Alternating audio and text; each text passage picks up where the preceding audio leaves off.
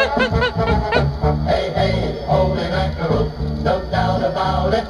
I'm Aaron Freeman with the Chicago Council on Science and Technology. I know that, like all real Americans, you're a Cubs fan, but I was wondering if you could explain neurobiologically the difference between the brains of Cub fans and those of people lower on the evolutionary totem pole. Okay, great question. Much of it has to do with this neurotransmitter dopamine. Dopamine, cocaine works on dopamine systems. It's about reward.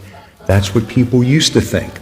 Take, for example, a monkey and give him an unexpected reward, and these pathways of dopamine activate. Dopamine is about reward. It's much more interesting than that. Now instead, train the monkey that when a signal comes on, a little light comes on, and what happens then is if the monkey presses a lever a bunch of times, it then gets a reward. It's learned this. So now when this is occurring, when does the dopamine rise? When the Cubs win the World Series and the whole city stays drunk for a week. No, when the signal comes on. This is the monkey sitting there saying, I know how this works. I got this down cold. Okay, it's one of those press the levers. I'm all on top of this. Dopamine is not about reward. Dopamine is about the anticipation of reward. Okay, so I understand that Chicago Cubs fans sustain higher levels of dopamine over long periods of time, but how do we sustain those high levels despite decade after decade of heartbreak? Remarkably interesting subtle study done by Wolfram Schultz and colleagues. In this scenario, the monkey presses the lever and it gets a reward 100% of the time. Now instead, it gets the reward unpredictably, an average of only 50% of the time.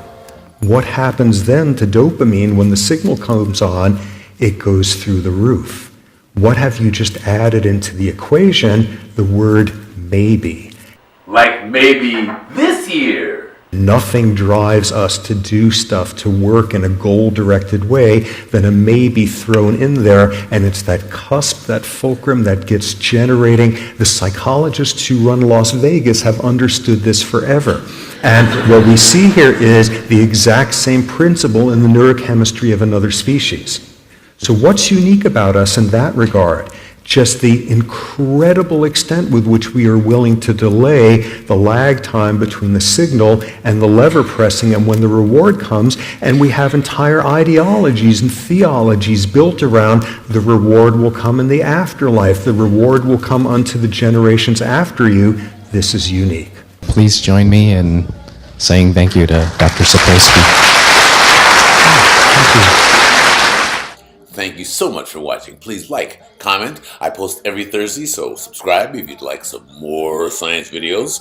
And when the Cubs win the World Series, may we all say, as Dr. Sapolsky might in his native Russian, "Сегодня самый лучший день в моей жизни."